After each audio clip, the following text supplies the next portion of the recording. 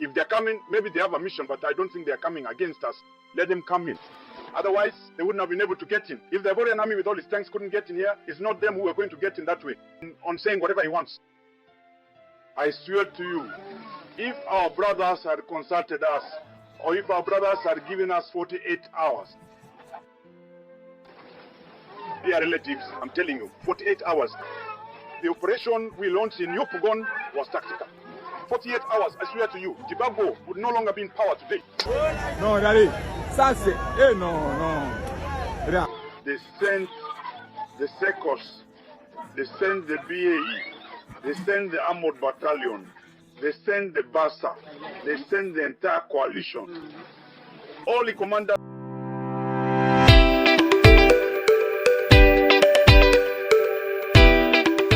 Greetings, family. There is an audio that is trending all over the internet. I'm about to share with you. Here, we don't create content. We just share trending issues, trending news across Africa. So, if you always want to hear trending issues, what is going on in Africa, here is the right place. Just hit the subscribe button. Share this video. Let me hear your thoughts under the comment section. Let's dive into the video. Our struggle will succeed.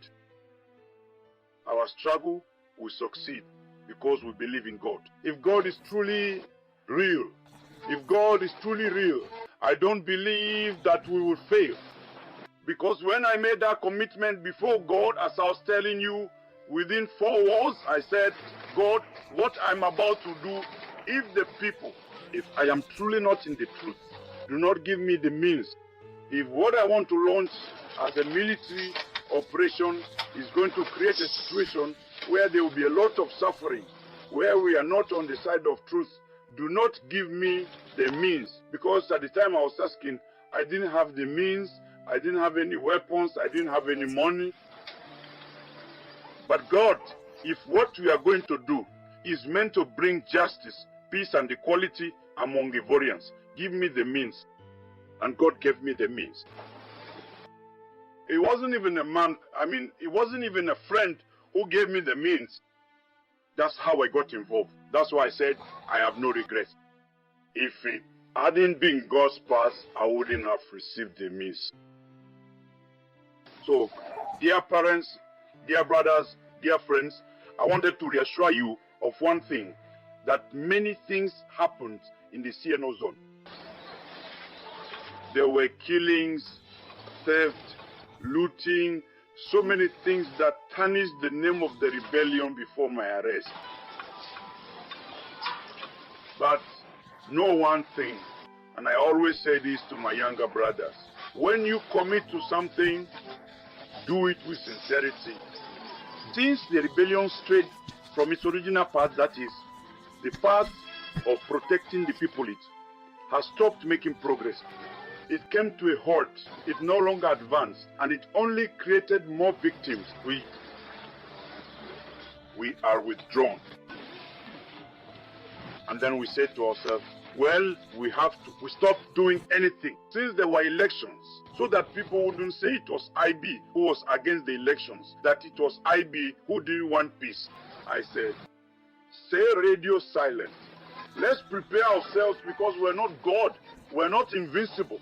But when you know the truth, when you know the reality on the ground, we were convinced of one thing, that these elections would end in armed conflict. So let's prepare accordingly. And we prepared ourselves. They went ahead with the elections. What was the result? Here we are. And they couldn't find any other solution but to take up arms to attack Abobo and Anyama.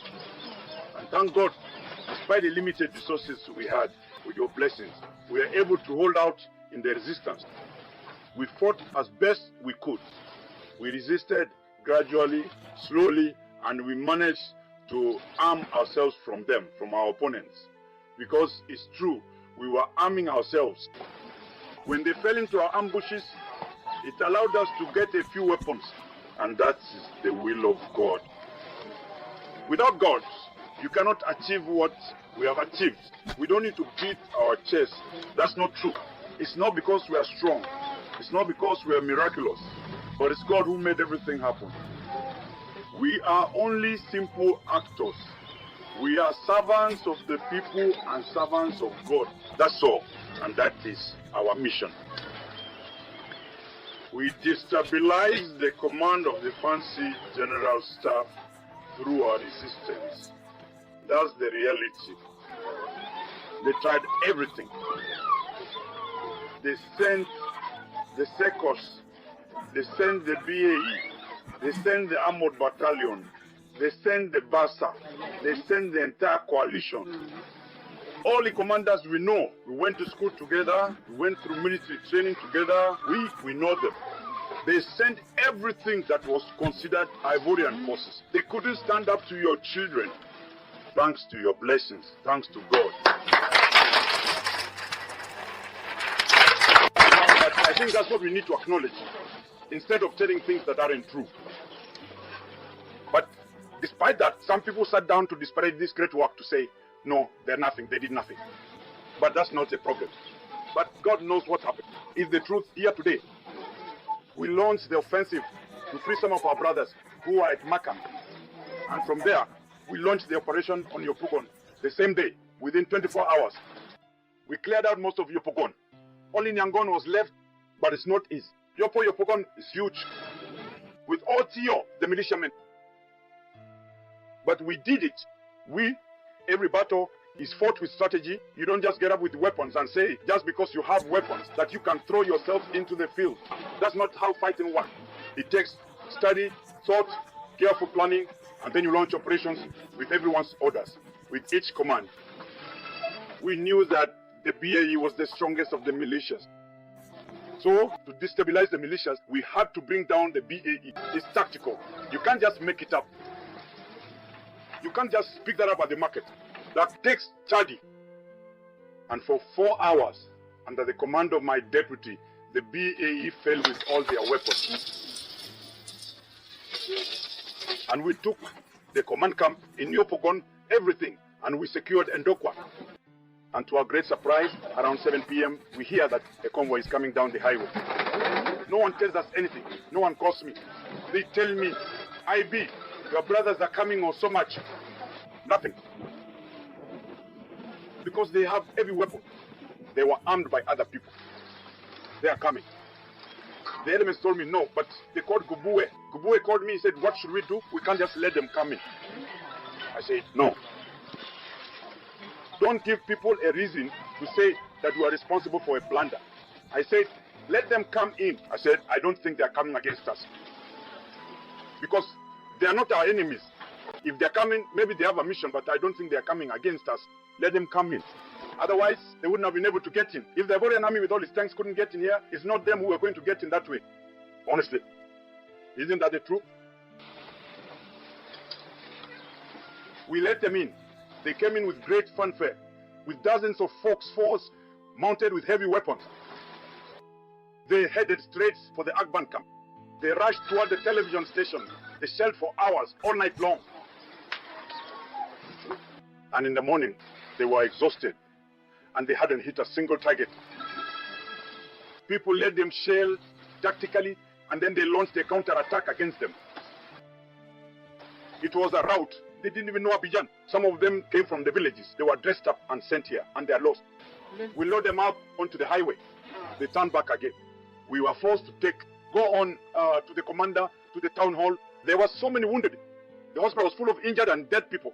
Is it normal to take other people's children and send them to the slaughterhouse? When you arrive in a village, there's a village chief there. At the very least, go and greet him and then say, well, we've arrived. What can we do together? That's the least you can do. But no. These all-powerful men want to crush us, but they forget that God is behind us and that you are behind us. Basically, I told my men to pull back. We took the Yopougon side, specifically the area known as Ndokwa, as well as the industrial zone, which is nearby, an important area. We secured that area, as well as our usual areas, our base here, and we went on standby. We started preparing our troops because we knew that what was coming next wouldn't be easy. We rested while preparing our men psychologically, and we left them the field as they came to liberate Abidjan. We left them the field. But where are we today? Thousands of deaths. I can't go on. These are facts. These are facts. They are relatives. We didn't stop anyone. We didn't drive anyone out of the television station. They didn't take the television station. They told everyone that they took the television station. But the truth always comes out in the end. They didn't take Agban. They said they shelled it, they took Agban. Is Agban still there? Gbagbo is still at home and he can speak. He keeps on saying whatever he wants. I swear to you, if our brothers had consulted us, or if our brothers had given us 48 hours, they are relatives, I'm telling you, 48 hours. The operation we launched in Yopougon was tactical. 48 hours, I swear to you, Gbagbo would no longer be in power today. Our struggle will succeed. Ça encore c'est police là. Aïe. Gendarmerie. Ça, regardez, gendarmerie. Police est passé. Regardez, gendarmerie. C'est dit jamais vu. Gendarmerie, on dirait les militaires. Ils sont armés, ils ont charge dans tout. Regardez. Voilà. Regardez. Non, vraiment, merci aux autorités ivoiriennes, merci au président Ouattara. C'est ça, on dit une armée. Personne n'est offensé. La police n'est pas offensée. La gendarmerie n'est pas offensée. Tout le monde a son arme. Ouais. Non, regardez. Ça, c'est. Eh non, non. Regarde. Mais vrai. Gendarmerie, hein. Ça, c'est. Breaking news. No concerts in Burkina Faso, in Mali, in Niger. The Sahel region cancel all concert for now. There is a recent circulation, a news circulating about one of the biggest artists in Africa and in the world, Burna Boy, actually trying to give or indicating an interest to support Burkina Faso by throwing a free concert for Burkina Faso. Thank you, sir. Thank you, brother. It is a kind gesture towards Burkina Faso. But see, at the moment, we don't need concerts.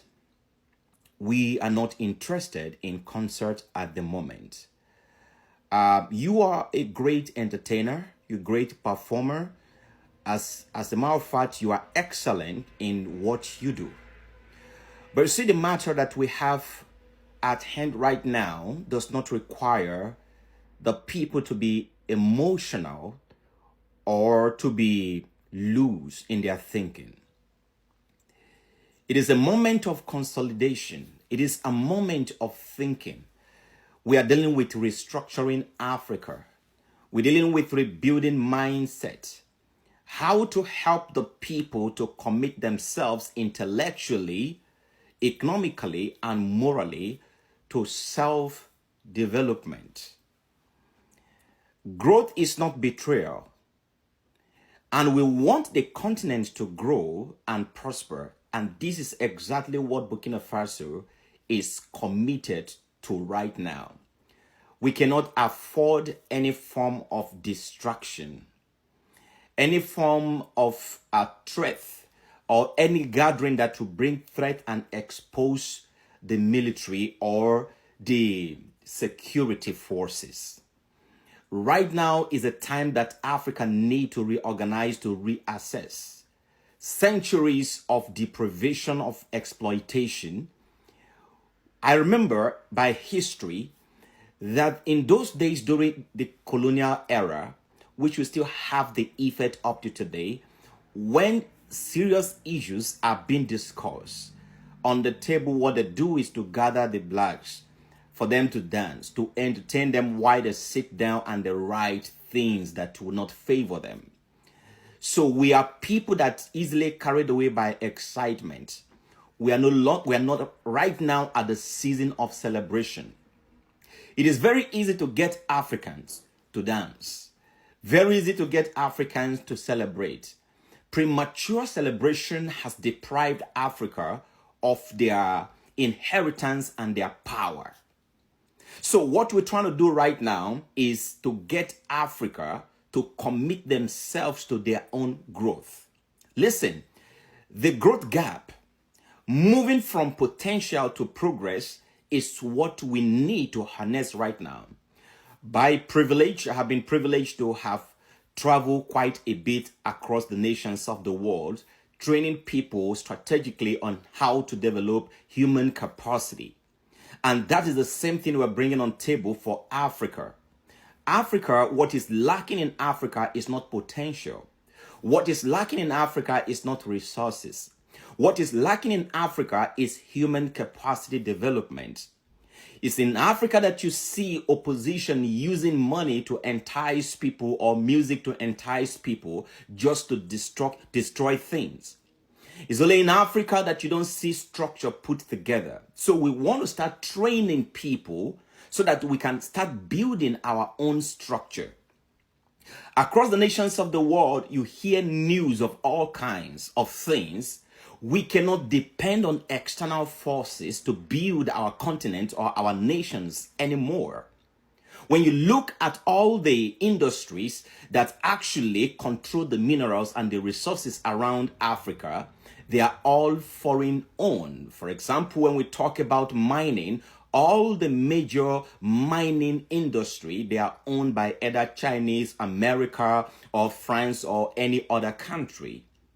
And then they give Africa peanut, maybe 0.001% or 3% or 2%. Now imagine if we could put our heads together to harness the power, develop ourselves, build systems, okay? In order for us to take advantage of our own resources, you're going to see that we have a lot of power. That is why what we need right now in Burkina Faso is not concert. We don't need music concert. It's a distraction to the people. It's a distraction to us. We want to focus on human capacity development. Now listen, many Africans are trapped in their past identity.